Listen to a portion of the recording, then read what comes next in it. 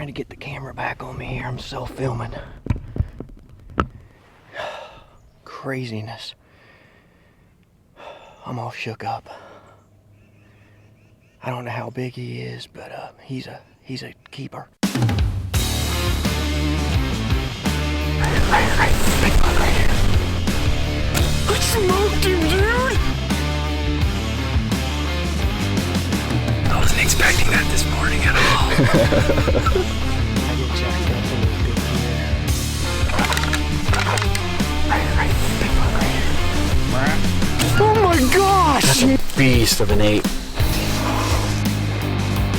Can't believe what just happened. I can't believe that. That's so much fun. Ooh, yeah. Let's destroy her. Shot the beast. And then you drop him. Just like that.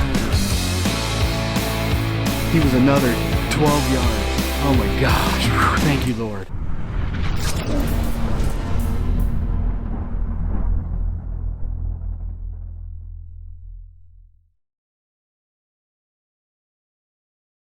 Hi, and welcome to Whitetail Edge. I'm Ben Rising, your host, and on this week's episode of Whitetail Edge, we're joining my good buddy Kenny Bevins, who's been with me for a long time, and Kenny's back on the team here this year. Kenny's been filming me clear back to like 2007. You know, I met him and James years ago, and we've just became great friends, and once I left the Drurys years ago, Kenny just kind of stayed with them and was helping them do stuff. And this past year, he just decided he wanted to be a little bit more free, be able to do kind of what he wanted to do. And I said, hey, you're more than welcome to, film with us if you'd like to. And so that's exactly what he did.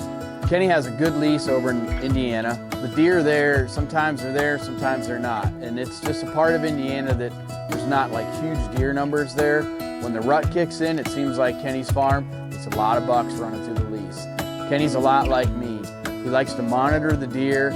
He takes his Spartan cameras, he's putting them in strategic spots where the cameras are telling him when the deer are starting to move. My name's Kenny Bevins. I've been hunting with Ben Rising since 2008. We started off with Drury Outdoors. I was with him up through becoming a full team member in 2012. Last year, I got a late start. I had left Drury's, and in September, joined back up with Ben. Drury was an awesome experience. They're great people. I learned a lot. I got to fulfill a lifelong dream.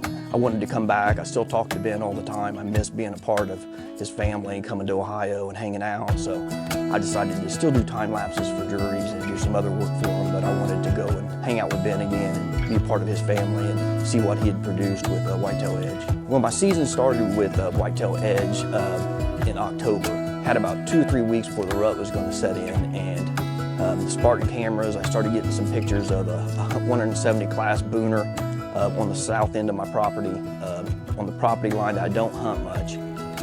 Well, it is October the 24th, and I'm hunting in central Indiana at one of my leases. I hunted here yesterday also, so I'm actually in the same stand. I got a west wind. It's kind of just stagnant air. Not moving very much, maybe 3 or 4 miles an hour. There's like a low pressure system coming in, but I don't think there's any rain forecasted. But the deer are already on their feet. It's around 4 o'clock. I have a doe out feeding in front of me, and also bumped a couple coming in. So something's got them on their feet kind of early for this lease. So anyway, this is my second hunt of the year, second hunt for Whitetail Edge and Ben. We got a long history. We went back 2008. Good Spartan trail camera pictures. A couple days with a buck I'd never seen before. Doing a scrape line down this wood line that I'm on. It's a cut soybean field, but they're still coming out. It was just cut last week, so they're coming out and still feeding in it. And he's scraping down this wood line. So hopefully I can get a shot at him. There's a couple other shooters also. One's a Big 10, and then one's a old 9-year-old that I have a history with. So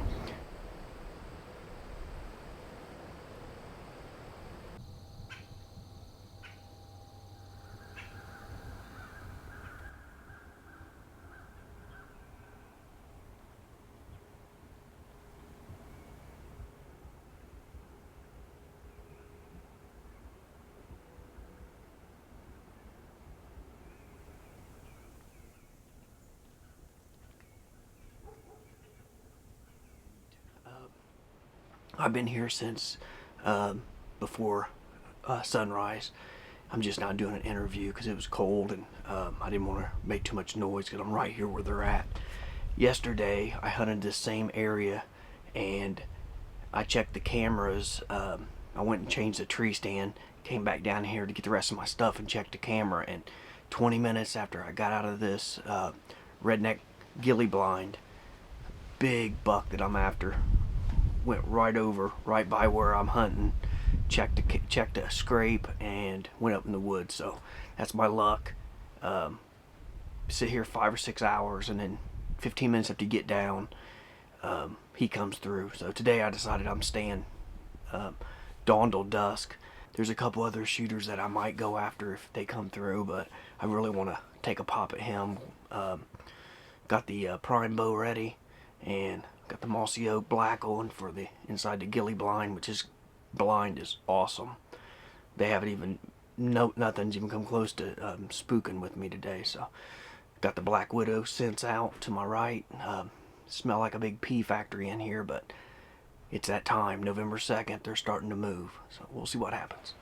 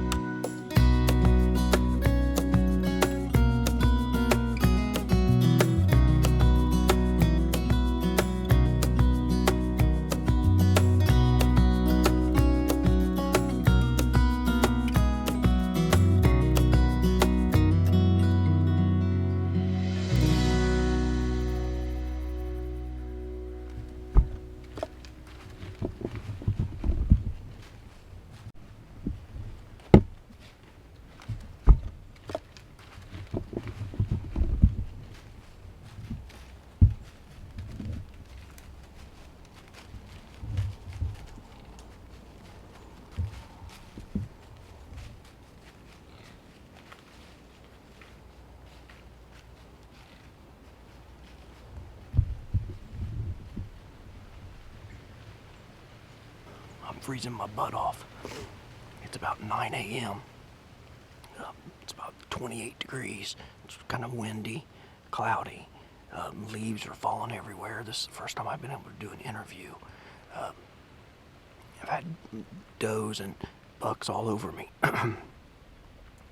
One of my shooter bucks, I call him, he was a half rack last year. I passed him up a bunch in this woods. He came through at 15 yards with a doe, and I couldn't get the camera on. I'm self-filming, trying to get the GoPros on, trying to get my Tacticams on, and the main camera on. Cost me another $1, but that's the way it is when you're self-filming. It's pretty hard.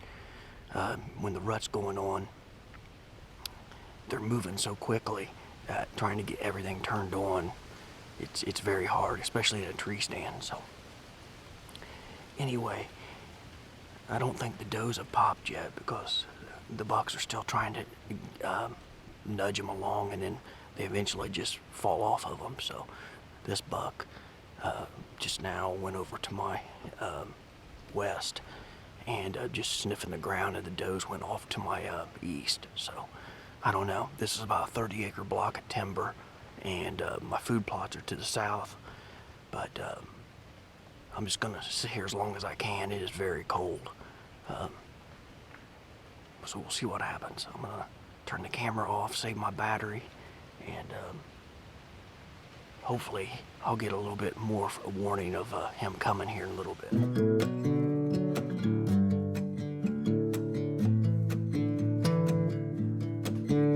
The rut is full on. I should be in the hardwoods and hunting more mornings all day, but it got down to like 10 degrees this morning, and I knew that would probably pushed these deer down into this field all day, and I was right. As I came in, I kicked a couple of deer out of the field, and no longer than 10 minutes I was setting up the cameras, and 3 more came back in. They're eating the standing soybeans. I have standing soybeans, and I have some brassicas, and then I have clover in 2 spots. So this is the main feeding area for the lease, and the Spartan cameras. Last night, this field was loaded up with deer, and some of the big bucks that I'm after came in here. So I'm hoping they'll come down in here, snooping around, looking for a doe that's in heat, and will give me a close enough shot.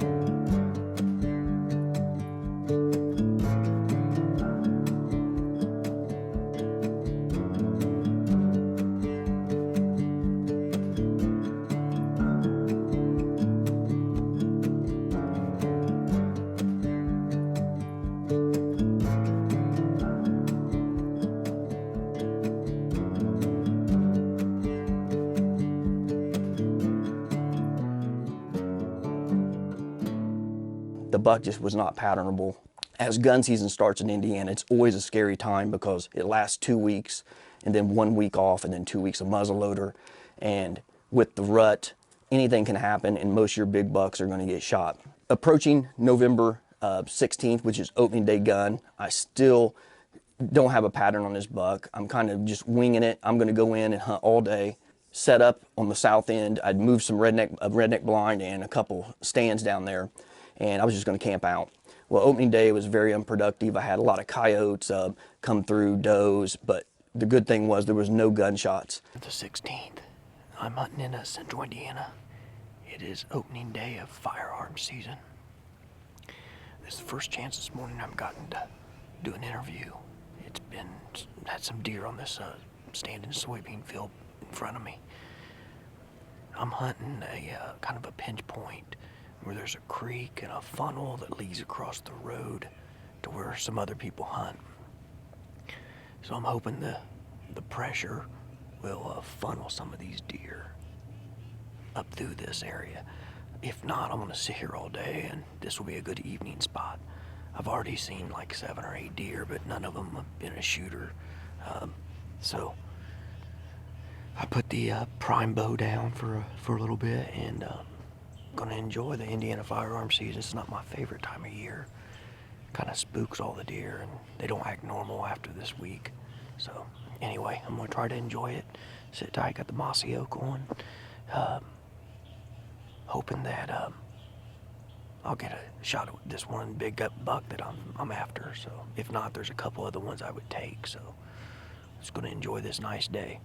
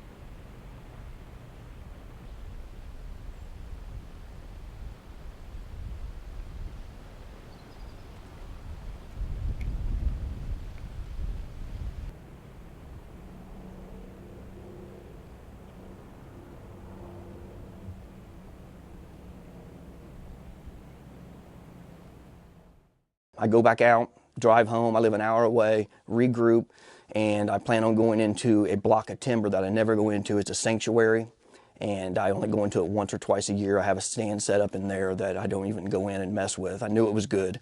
I head in the next morning. It's cold at 22 degrees. I'm just hoping that this buck shows up, or a good buck at this point. I'm self-filming. So the next morning was November 17th. It's a very cold morning. It's like 22 degrees, but it was a bluebird high pressure system. Sun was out, and I knew I was going into an interior bedding area that I don't go into very often. I got the Black Widow acorn scent out as a cover. I'd sprayed it on my boots, and the does are all in there, and I have a lot of does on this property, and I just had to get in there. Hopefully I didn't bust them. I get into the stand, set up, daylight comes, it's a nice day, calm, and I have 3 or 4 does come in, and they bed right behind me. So they're 20 yards behind me. I couldn't even get my camera on to spin it around and try to get footage of them.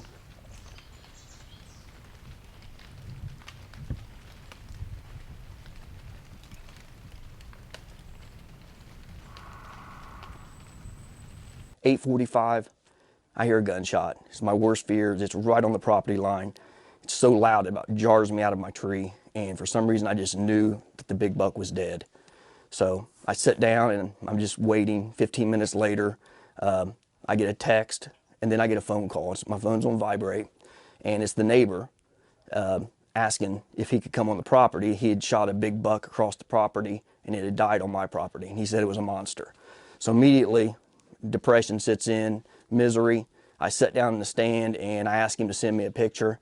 And as I'm sitting and waiting for the picture to come, a doe just comes busting from my left, and it's crashing through hard timber, and behind it is a mature buck, big. I can't tell how big, but I knew he was a shooter. So immediately I'm trying to turn on 4 point of view cameras. I have 2 Tacticams, 2 GoPros, and then I have a main camera on a camera arm. So I'm fighting to turn all those on and get my main camera on.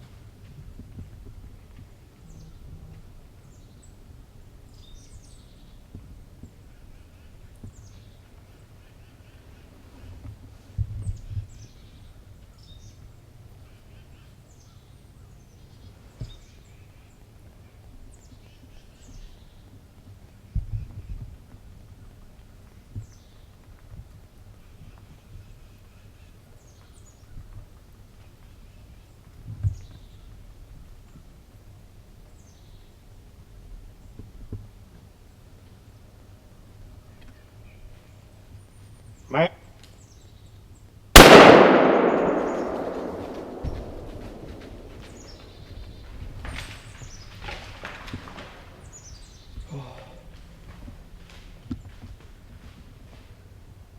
I just got one, man.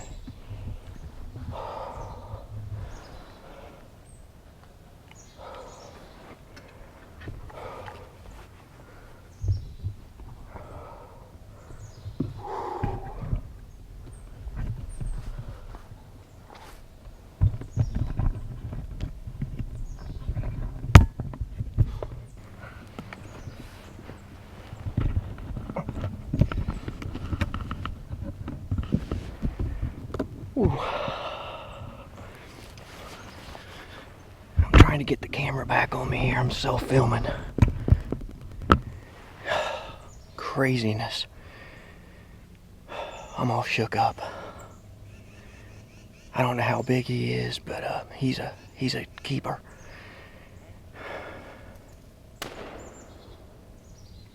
He's piled up over there right now.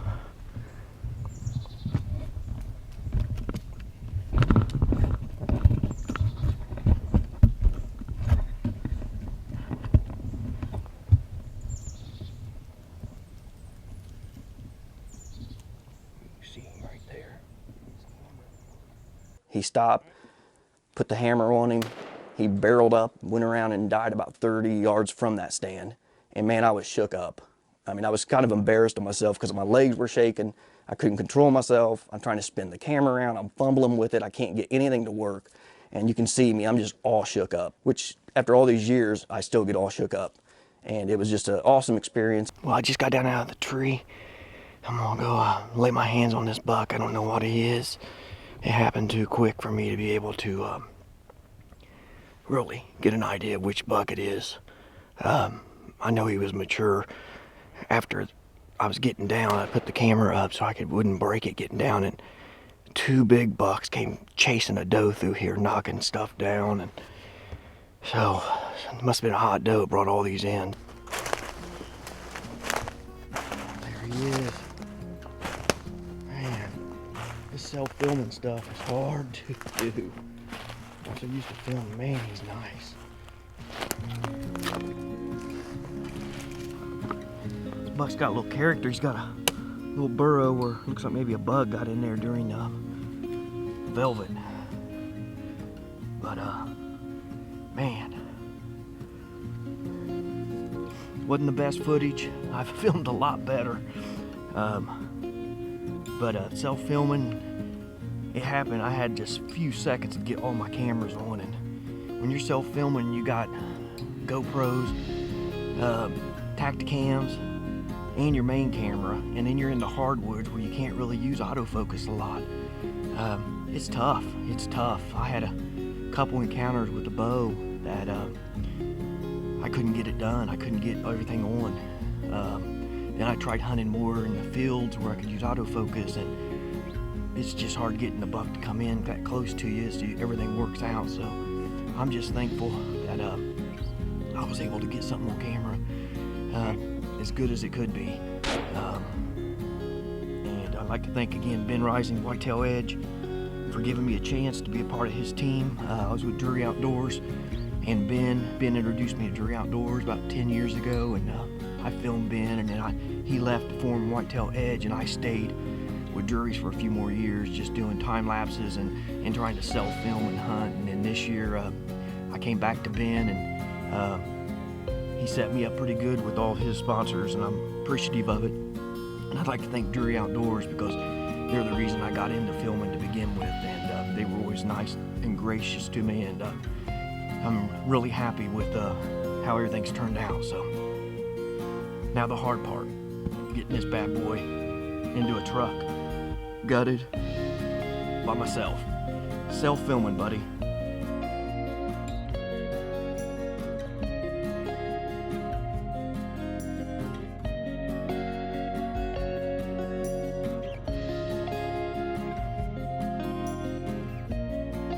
I can probably imagine many deer's lives have been saved by people trying to film. In the end, it was my biggest Indiana buck. It was scored 155.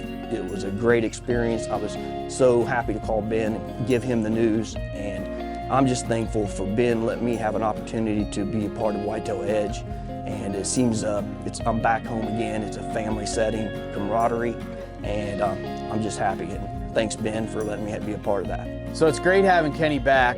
We really appreciate you watching this show. Kenny's the master at doing time lapses, and you'll see this year in some of these episodes the time lapses that are coming through. Kenny's done almost every one of them. It's just his forte. He's done it for a long time, and he loves doing it. So we're glad to have Kenny Bevins back on Whitetail Edge. If you would, subscribe to our YouTube channel also. Follow us on Facebook and Instagram, and we'll see you again next week. Thanks for watching Whitetail Edge right here on Mossy Oak Go.